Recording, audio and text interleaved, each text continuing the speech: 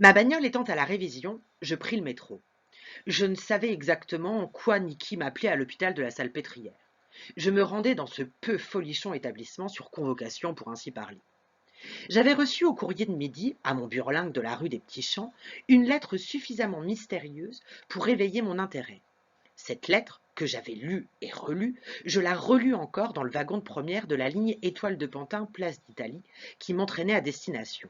Elle disait: Cher camarade, je m'adresse à toi, bien que tu sois devenu un flic, mais tu es un flic un peu spécial. Et puis, je t'ai connu tout gamin. La lettre était signée Abel Benoît.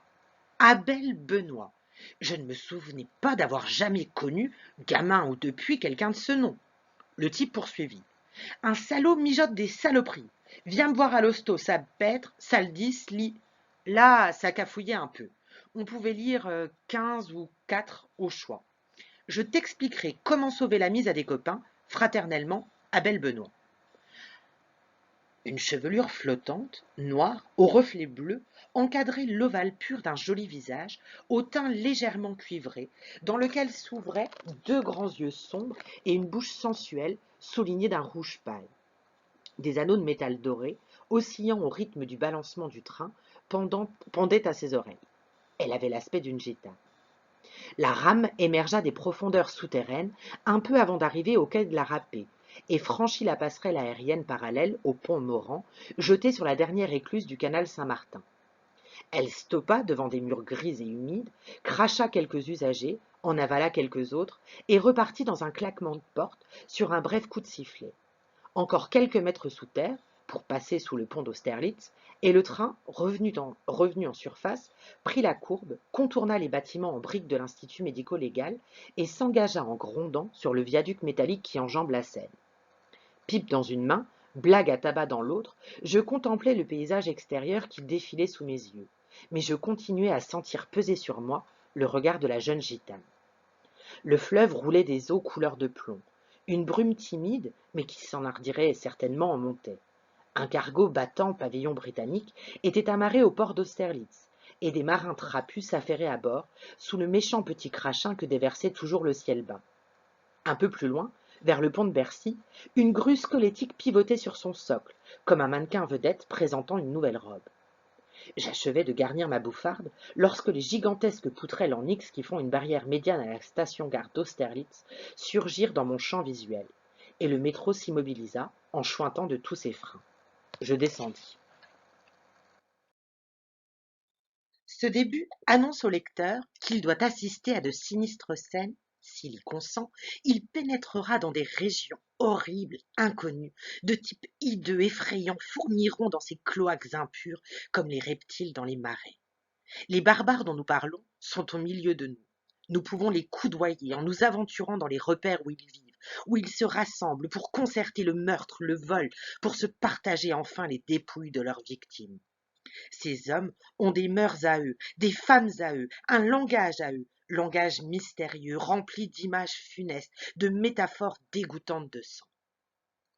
Le 13 décembre 1838, par une soirée pluvieuse et froide, un homme d'une taille athlétique, vêtu d'une mauvaise blouse, traversa le pont au Change et s'enfonça dans la cité, dédale de rues obscures, étroites, tortueuses, qui s'étend depuis le palais de justice jusqu'à Notre-Dame.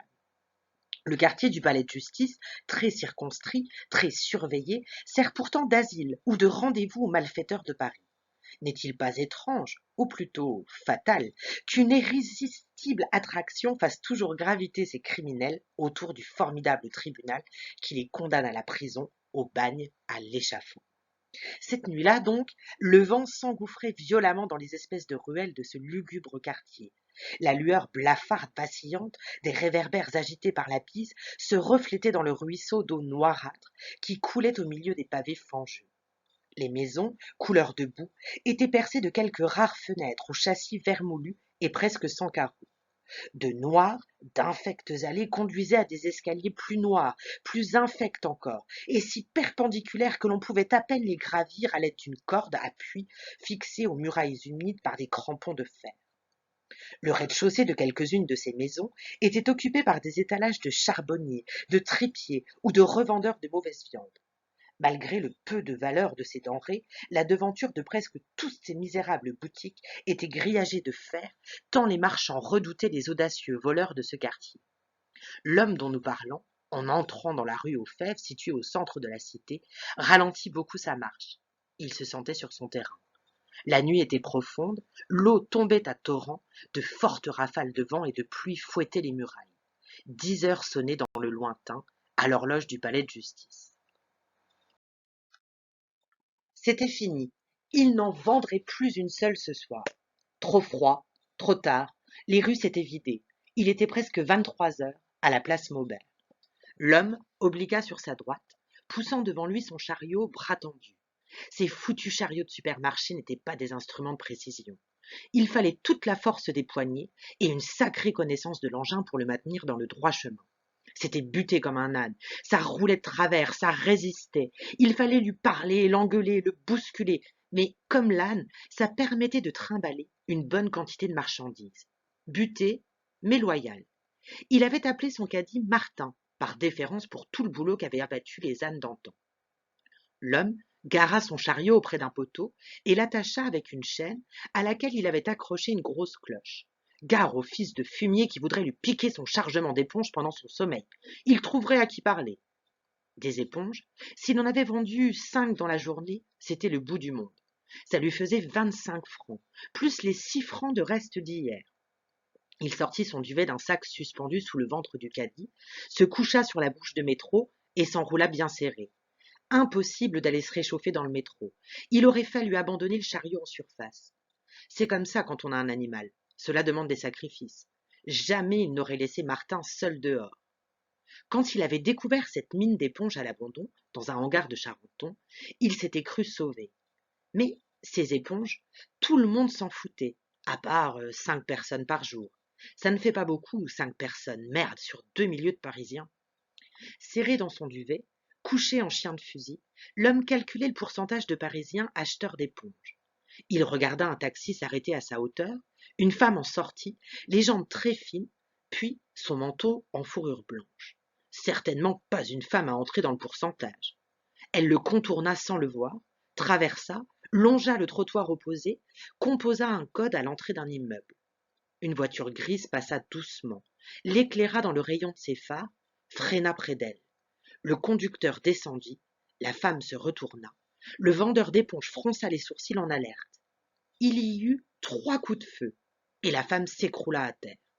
Le tueur se rencogna dans la voiture, embraya et disparut.